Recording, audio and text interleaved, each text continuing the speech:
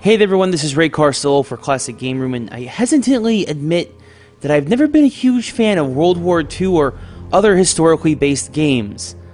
I felt that it limited the imagination of the player and the developers because at the end of the day, no matter what happens in the game, we all know the outcome. That leads us into today's review. In Velvet Assassin, you play as a female British secret agent during World War II, with the gameplay revolving around your lurking in the shadows and undermining the Nazi regime in 1943-1944 Western Europe. A semi-original storyline based off a real-life World War II British agent that didn't revolve around troop movements and taking out tanks with bazooka launchers.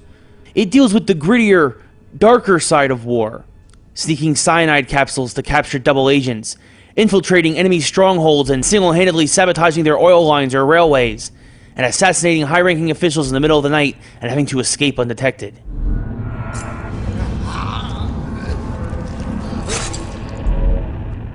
The great thing about this game is that it emphasizes the stealth more than anything, and it's rare to see a game do this nowadays and be so unforgiving if you're caught. Yes, games like Splinter Cell and Metal Gear have unforgiving stealth elements as well, but then again you could hide in a crappy cardboard box and get away with it, or have a wealth of high-tech weapons and devices at any moment to help dispatch your enemies. At no time during this game do you have any more than 3 weapons, one of which is your ever-present knife, to remind you that the best kill is the one that doesn't make a sound, aside from the satisfying noise of your defeated foe gurgling on his own blood. The gameplay was a nice change-up from the more forgivable run-and-gun style shooters that flood today's market. Of course, this style of game also lends itself to a lot of trial and error, as you learn enemy patrol routes and whatnot, and it can be frustrating at times when they change it up and you have to listen to their inane conversations for the 3rd or 4th time. While the game makes you think and work to succeed in ways that most games don't anymore, the story engrosses you in the character with what has always been a limited subject matter for originality. Firstly, the female lead, Violet Summer, is an attention grabber just due to the overall lack of strong female leads in games. At least ones that aren't spilling out of tank tops or giggling like prepubescent schoolgirls. Not that I'm complaining by any means, just making a point. I love you, Lara. Add in that Violet is one of the prime weapons for the British on the front lines, sometimes doing the unthinkable, and you've already built a deeper female lead than you'll find in most other games or series revolving around the fairer sex. But that wasn't enough for South Peak Games. To add on top of it, the entire game is her memories of the war, while she is in a coma from injuries that are explained as you progress. This also ties into one of the more interesting aspects of the gameplay. You can collect morphine over the course of most levels that represent an increase of her real-life dosage to help slow things down for her and make her dreams less strenuous, and less difficult for you.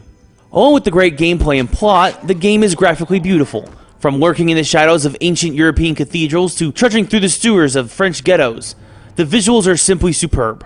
And the shadows are so critical to the entire game as you cross in front of floodlights and watch your silhouette raise the attention of the dozing off guards, or you take out the lights to bathe the room in obsidian safety.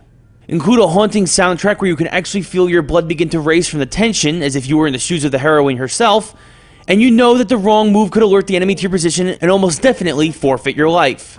The atmosphere that was created with so little, and the clandestine nature of the game leaves you breathless, like when you stare directly into the vapid eyes of the gas mask of a flame trooper while he patrols right in front of you. Another surprise with Velvet Assassin is that there is also some strong replay value to the single-player experience. Each level has a special war-themed collectible, and with literally hundreds of ways to make your way through each scenario, you'll never play any level the same way twice. Not to mention, Velvet Assassin doesn't stack achievements, so you'll have to beat it at least twice, once for each difficulty level, to get 100% completion on it for you fellow achievement whores out there. Time-accurate weaponry and locales, stunning graphics, and powerful atmospheric elements that stay with you well after you turn your Xbox 360 off makes this game a great overall experience. If you're tired of the usual run and gun and looking for a little more strategy from your shooters, then Velvet Assassin is a must-have.